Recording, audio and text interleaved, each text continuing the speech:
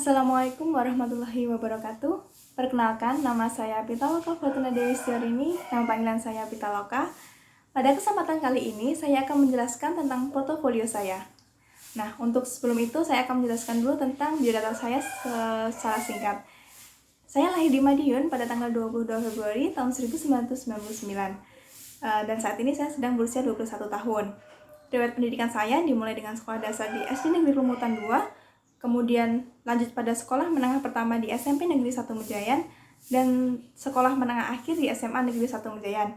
Dan saat ini saya adalah seorang mahasiswi tingkat akhir di program Diploma 4, program studi Teknik Telekomunikasi di Politeknik Elektronika Negeri Surabaya. Pada kesempatan kali ini, saya akan menjelaskan tentang kegiatan organisasi saya selama masa perkuliahan, yaitu saya bergabung pada organisasi Himpunan Mahasiswa Telekomunikasi dan menjabat sebagai seorang bendahara 1 pada periode 2017-2018, dan pada periode berikutnya saya menjabat sebagai seorang bendahara umum. Sebagai seorang bendahara, saya bertugas untuk mengelola administrasi himpunan, khususnya pada bidang keuangan himpunan, baik dari sumber dana internal maupun eksternal himpunan. Selain itu, saya juga bertugas untuk mengkoordinir seluruh bendahara departemen dan memberikan arahan terkait penggunaan keuangan himpunan dalam kegiatan internal departemen itu sendiri. Selain itu, saya juga bertugas untuk membuat rencana anggaran biaya tahunan terkait dengan kegiatan himpunan dengan sumber dana internal maupun eksternal himpunan dari manajemen kampus. Melalui kegiatan organisasi ini, saya terbiasa untuk bekerja secara tim dengan jajaran badan pengurus harian himpunan yang lain seperti ketua, wakil ketua, dan juga sekretaris. Dan juga saya dapat bekerja secara individu sebagai seorang bendahara. Nah, selanjutnya untuk pengalaman kerja saya, yaitu untuk kerja praktik di PT Huawei Service Surabaya untuk operator XL pada divisi optimasi jaringan. Pada saat kerja praktik ini, saya diharuskan untuk menguasai software untuk optimasi jaringan, diantaranya adalah Genex Pro, Genex Assistant, Mapinfo, dan juga U2000. Nah, pada 1 bulan pertama di kerja praktik ini, saya diterjunkan langsung ke lapangan untuk mengambil data jaringan melalui kegiatan drive test dengan didampingi oleh seorang pembimbing lapangan dari perusahaan itu sendiri, di mana melalui kegiatan ini saya diajarkan untuk mengetahui data secara real dan juga melakukan analisa secara langsung dari data yang diperoleh tersebut. Selanjutnya, pada 2 bulan berikutnya, saya diberi kesempatan untuk melakukan optimasi jaringan melalui remote dari U2000, di mana U2000 ini merupakan software milik perusahaan. Nah, sehingga melalui kegiatan kerja praktik ini, saya mendapatkan pengalaman kerja secara real di lapangan tentang penerapan ilmu sama perkuliahan dan telah menghasilkan buku laporan kerja praktik dengan judul Optimasi Key Performance Indicator Operator XL berdasarkan Drive Test Quarterly Wilayah Surabaya. Nah, pada masa perkuliahan, saya juga telah menyelesaikan beberapa proyek individu maupun secara kelompok. Di antaranya adalah yang pertama, Healthy Information Website Front-End using CSS, di mana ini merupakan proyek website responsif menggunakan pemrograman CSS. Selanjutnya, ada Retail Website using PHP and JavaScript, di mana ini merupakan proyek untuk membuat website e-commerce yang mana saya membangun halaman untuk admin dan juga user secara sekaligus untuk toko retail.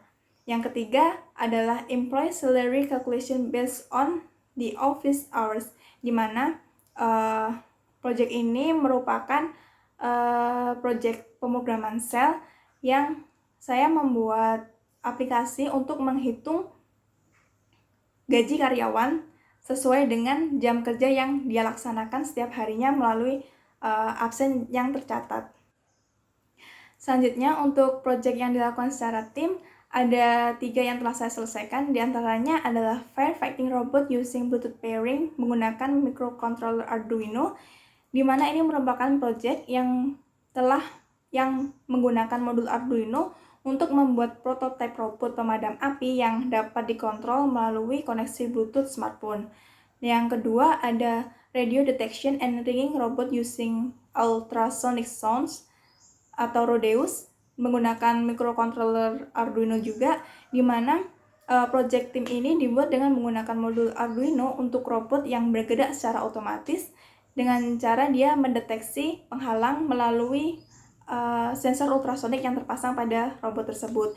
Robot ini merupakan prototipe untuk mencari suatu benda atau mendeteksi benda-benda yang hilang pada lokasi yang sulit untuk dijangkau oleh manusia. Yang ketiga adalah Project VLC atau Visible Light Communication to Send Character.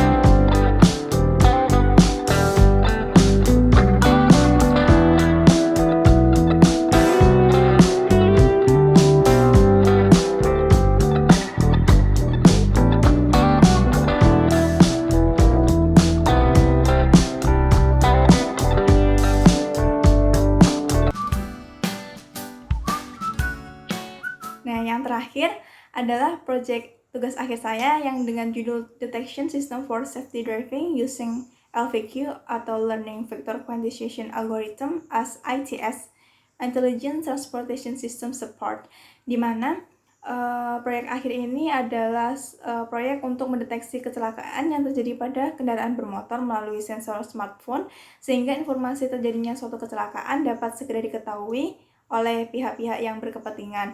Dan proyek ini menggunakan pemrograman Python untuk training data serta JavaScript Android untuk pembuatan aplikasi smartphone Android-nya. Sekian tentang video portofolio saya.